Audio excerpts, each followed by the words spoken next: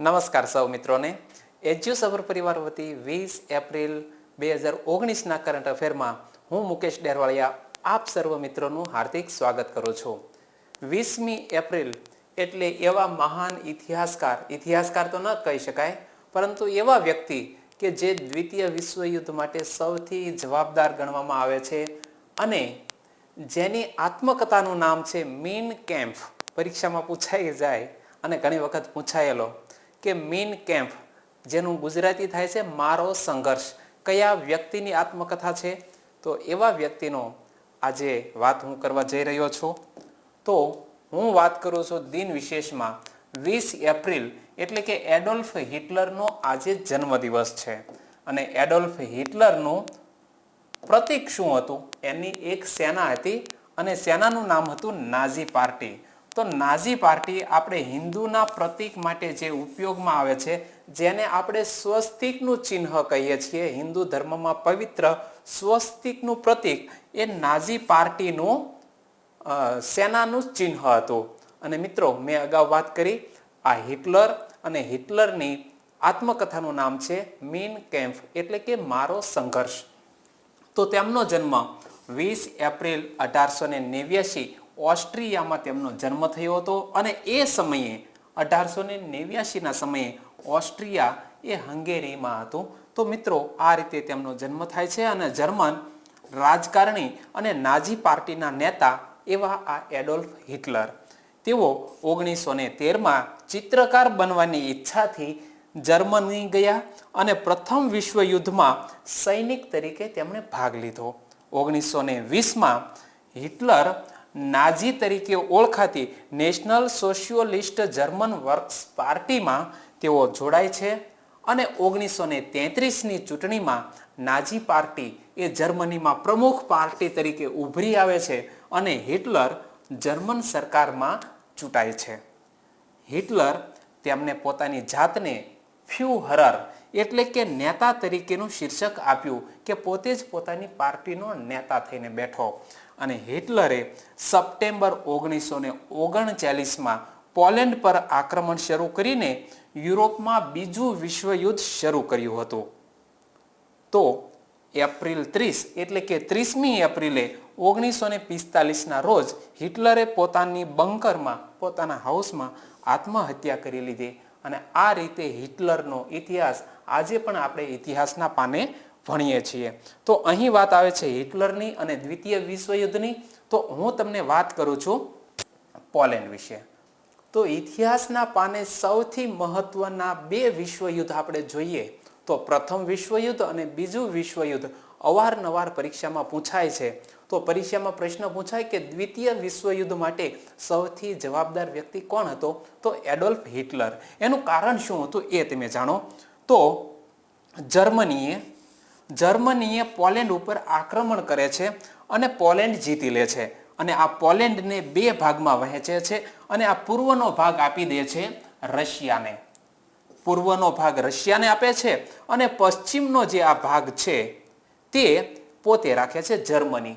અને આ પોલેન્ડ દેશ છે તે દ્વિતીય વિશ્વયુદ્ધ માટે જવાબદાર બને છે. પોલેન્ડ મદદ માગે છે બ્રિટન અને બ્રિટનની સેના આ પોલેન્ડની મદદે આવે છે. અને આ બ્રિટનની સેના પોલેન્ડની મદદે આવતા તેઓ જર્મની ઉપર આક્રમણ કરે છે. આવી રીતે બ્રિટન અને જર્મની વચ્ચે યુદ્ધ શરૂ થાય છે એ હિટલરની નીતિના કારણે. અને ત્યાર પછી રશિયા આગળ જતા જર્મનીના બર્લિનમાં પોતાનો અધિકાર જમાવી દે છે અને આગળ જતા અમેરિકા પણ તેમાં જોડાય છે. અને આ રીતે દ્વિતીય વિશ્વયુદ્ધનું ખૂબ જ ભયંકર પરિણામ આવે છે.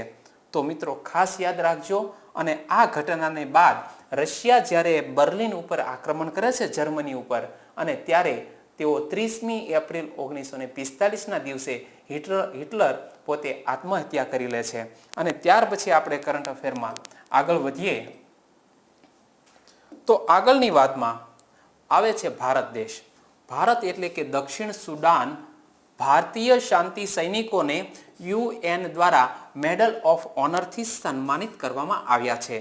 મિત્રો, દક્ષિણ સુદાન એવો દેશ છે કે સૌથી વધારે અશાંત દેશ છે અને ત્યાં અશાંતિમાં જે લોકો પોતાના અધિકારો ભોગવી શકતા નથી એ લોકોને શાંતિ મળે, એમના રહેઠાણો વ્યવસ્થિત થાય એ માટે યુનાઇટેડ નેશન્સ દ્વારા કેટલીક સેના આ દક્ષિણ સુદાનમાં રાખવામાં આવે છે અને ત્યાં આપણા ભારતના સૈનિકો છે.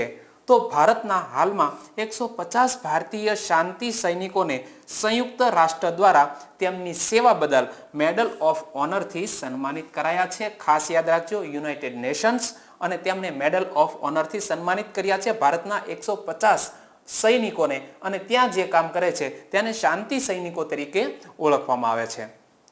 અત્યાર સુધીમાં ભારતના 2 લાખથી વધારે સૈનિકો અને પોલીસ કર્મચારીઓ સંયુક્ત રાષ્ટ્ર શાંતિ મિશનમાં કાર્ય કરી ચૂક્યા છે. એટલે કે આની અંદર ભારતનું બહુ મહત્વનું યોગદાન, અને સંયુક્ત રાષ્ટ્ર શાંતિ મિશનમાં અત્યાર સુધીમાં ભારતના 168 જવાનો પણ શહીદ થયા છે. હાલમાં અત્યારે ભારતના 2400 સૈનિકો અને પોલીસ કર્મચારીઓ આ સંયુક્ત રાષ્ટ્ર શાંતિ મિશનમાં કાર્યરત છે. અને અહીં વાત આવે છે યુનાઇટેડ નેશન્સની. તો મારે તમને એ કહેવાનું છે કે યુનાઇટેડ નેશન્સની જ્યારે પણ વાત આવે UN,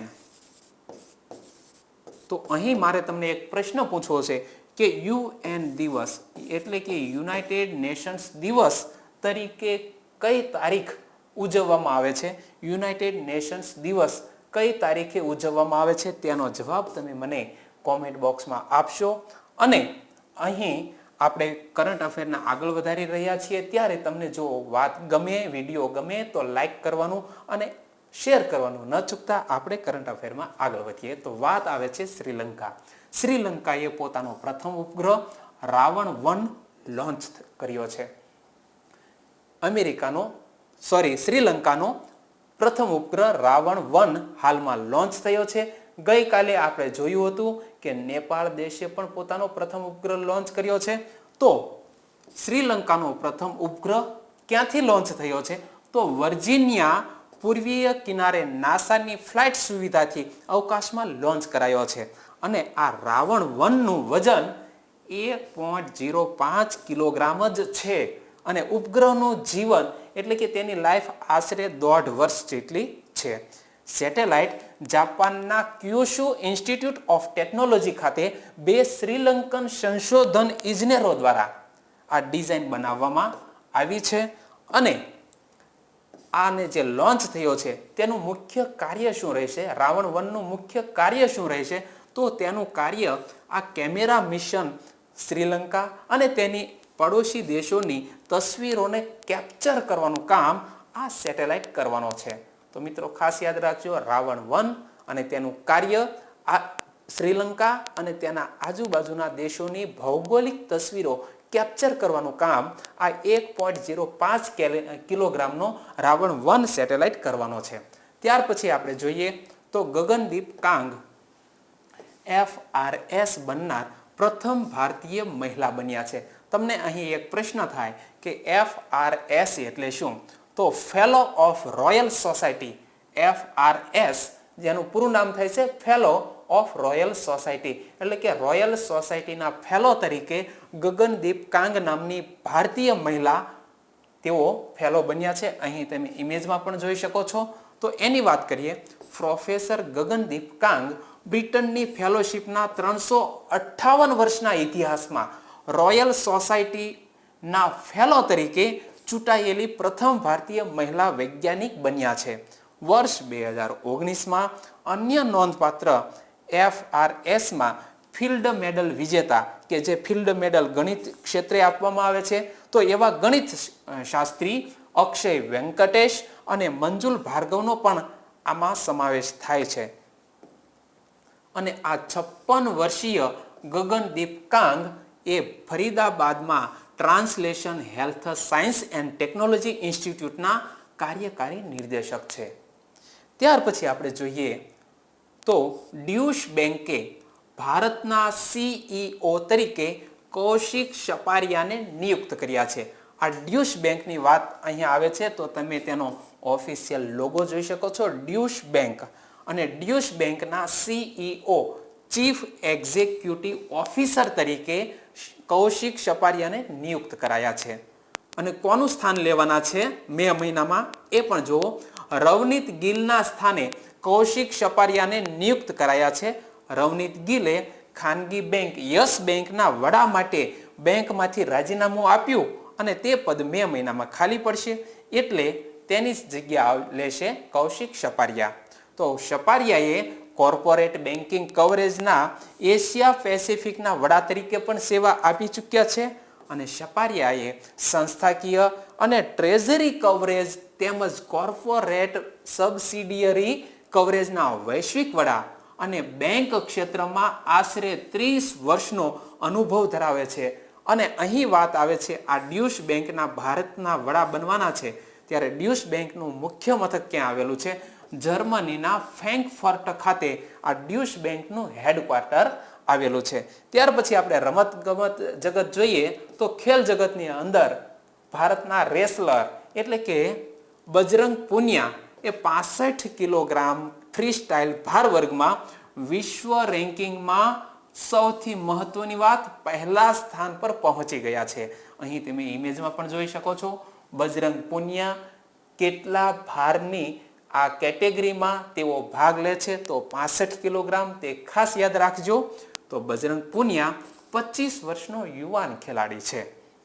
Bajrang Punia રૂસમાં અખમેદ ચકેવથી 58 ranking point, જેવી રીતે ક્રિકેટમાં રેન્કિંગ પોઈન્ટ આવે છે એવી રીતે બજરંગ પુનિયા એ રૂસનો એક છે રેસલર અખમેદ ચકેવ, તો એનાથી 58 રેન્કિંગ પોઈન્ટ આગળ થઈ અને તેઓ પ્રથમ સ્થાન પર પહોંચી ગયા છે. હાલમાં બજરંગ પુનિયા એશિયાઈ કુસ્તી ચેમ્પિયનશિપ માટે તૈયારી કરી રહ્યા છે અને આ સ્પર્ધાનું આયોજન 3 દિવસ પછી એટલે કે 23મી એપ્રિલે કરવામાં આવશે. અહીં બીજી મહત્વની વાત પણ બજરંગ પુનિયા વિશે કે બજરંગ પુનિયા એ કુસ્તીની રમત સાથે જોડાયેલા છે. બજરંગ પુનિયા એ હરિયાણા રાજ્યથી બિલોંગ્સ કરે છે. વર્ષ 2013માં તેમણે એશિયન કુસ્તી ચેમ્પિયનશિપમાં કાંસ્ય પદક એટલે કે બ્રોન્ઝ મેડલ જીત્યો હતો અને વર્ષ 2014માં સ્કોટલેન્ડના ગ્લાસગોમાં આયોજિત કોમનવેલ્થ ગેમમાં, જેને આપણે ગુજરાતીમાં કહીએ છીએ રાષ્ટ્રમંડળ ખેલમાં, રજત પદક જીત્યો હતો. વર્ષ 2018ના એશિયન રમતમાં બજરંગ પુનિયાએ 65 કિલોગ્રામમાં સુવર્ણ પદક જીતી અને ભારતને ગૌરવ અપાવ્યું છે. તો અહીં આપણે આજના કરંટ અફેરને પૂર્ણ કરીએ છીએ અને કાલે ફરી મળીશું એક નવા કરંટ અફેર સાથે. પરંતુ હા, પૂછાયેલા પ્રશ્નનો જવાબ તમે નીચે કોમેન્ટ બોક્સમાં આપવાનું ન ચૂકતા. જય હિન્દ.